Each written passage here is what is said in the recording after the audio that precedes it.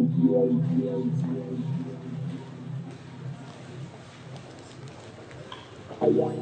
messieurs, votre attention s'il vous plaît.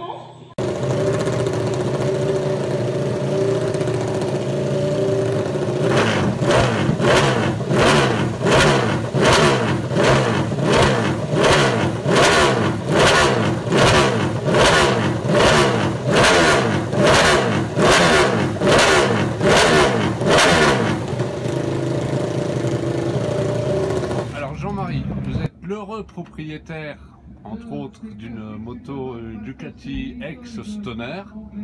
Pour le grand public, comment ça se passe? Bon, on ne vous demande pas le prix.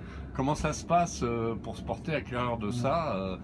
Est-ce qu'on va à l'usine? Est-ce qu'on les contacte? Enfin, est-ce qu'il y a une histoire Ouais, en fait, c'est un peu une histoire amusante parce que c'est un concours de circonstances, je dirais. Je suis passionné de moto depuis toujours puisque j'ai passé mon permis en 71, donc ça fait quelques années, et de compétition bien sûr. Et un jour, il y a un ami anglais, ex-mécanicien de Grand Prix, qui m'appelle et qui me dit: tiens, est-ce que tu connais quelqu'un qui serait intéressé par une moto GP? Je dis: ah bon, quoi comme moto GP, c'est quoi? Il dit: ah bah écoute, c'est une Ducati GP5 ex-Checa. Je dis: ah bah tiens, c'est pas mal, en plus Checa numéro 7, moi c'est un peu mon numéro fétiche, le numéro 7. Donc je dis: bah ça m'intéresse, qui est-ce qui la vend? Ah bah c'est un gars que je connais, etc. Ah, bon, bref, il me met en rapport avec cet anglais. Je monte je prends l'avion, je monte en Angleterre voir cette moto. Bon, j'arrive, je vois l'engin, il me la démarre. Alors voilà, c'est vraiment de la folie, le bruit, etc. Le côté exceptionnel de cette moto, le rêve de posséder une moto GP après avoir des 500 de Grand Prix de temps.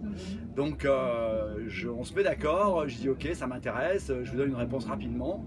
Et en rentrant, étant donné que je suis concessionnaire Ducati depuis de nombreuses années, je rentre en contact avec Ducati France, qui me met en relation avec le service course de chez Ducati Italie, pour avoir des renseignements sur cette moto.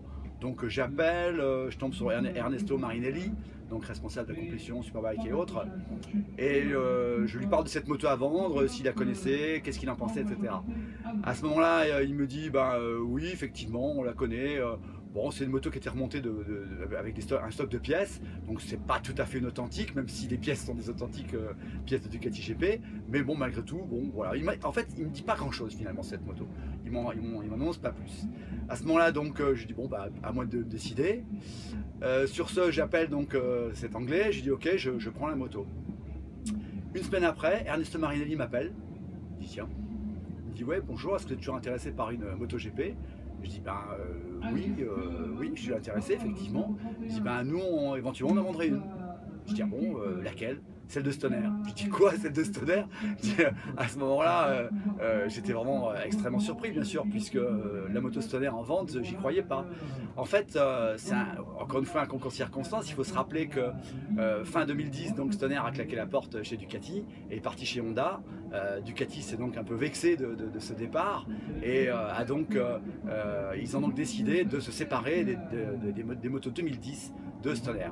Donc je dis: ok, bah écoutez, oui, celle de Stoner peut-être, mais bon, à mon avis, au niveau budget, c'est pas quel est le budget, quoi. Donc il m'annonce un prix qui finalement me paraît pas délirant par rapport à celle de Checa. Il m'invite à l'usine, au service course. Je prends l'avion avec un ami avec qui je vais toujours faire ce genre de voyage, d'achat ou de sortie circuit ou autre. Et je me rappellerai toujours parce que on a pris l'avion pour Bologne, on a atterri le soir, on était à l'hôtel, et le soir j'étais en train de feuilleter des magazines, etc.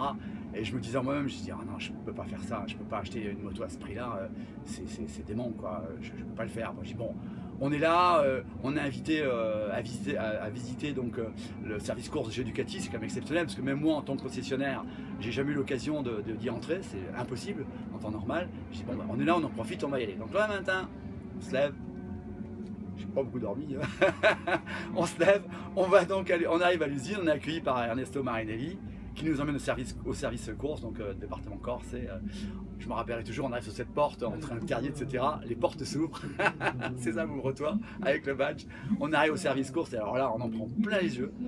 Des moteurs en cours de montage, des motos, enfin bref, c'était vraiment incroyable, quoi. Et on arrive au fond de cet atelier. il y avait les deux motos de Stoner donc, qui étaient là, qui étaient côte à côte. Il dit bon ben voilà, on vend les deux, choisissez celle que vous voulez. Je dis j'étais en train de me poser des questions parce que je dis bon qu'est-ce que je fais. Et puis il dit bon on la met en route. Oui d'accord, on la met en route. Ils sortent la moto dans la cour à l'arrière, ils la mettent en route et là c'était mort.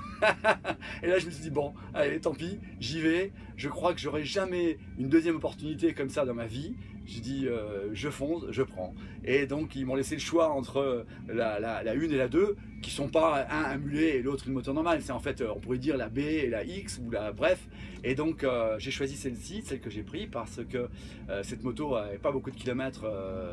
Le moteur est donc 500 km et surtout elle avait un très bon palmarès puisqu'elle a 2 victoires, 2 deuxième places et une 3e place. Donc un beau palmarès et donc un moteur très frais encore. Et donc je la possède depuis maintenant bientôt 5 ans. Voilà, et c'est vraiment un coup de folie que je ne regrette absolument pas parce qu'encore une fois, des opportunités comme ça dans la vie, je crois qu'on n'en a jamais deux.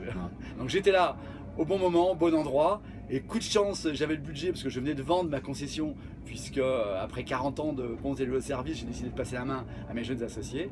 Donc j'avais le budget et j'étais là au bon moment, et voilà. On a craqué. Et alors au niveau entretien, une moto comme ça, vous dites qu'elle a 500 km, elle peut en faire combien?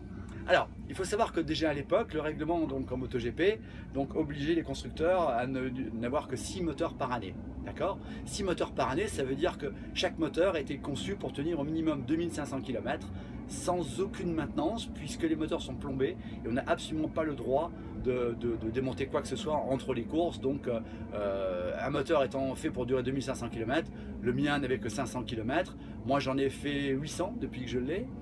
Donc je suis encore loin des 2500 km et je m'appelais pas Stoner. Donc je pense que je vais moins l'user que lui. Donc pour l'instant, à part les vidanges, rien. D'accord, ouais, c'est impressionnant. Voilà.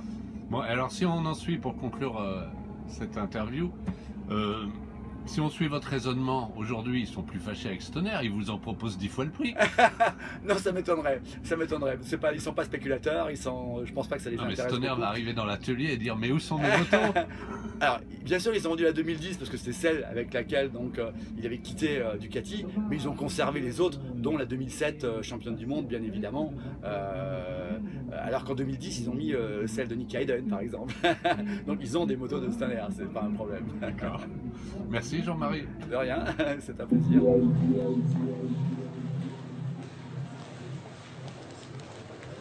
et messieurs, votre attention s'il vous plaît. Nous allons procéder à l'embarquement de notre vol Austrian Airlines 416 à destination de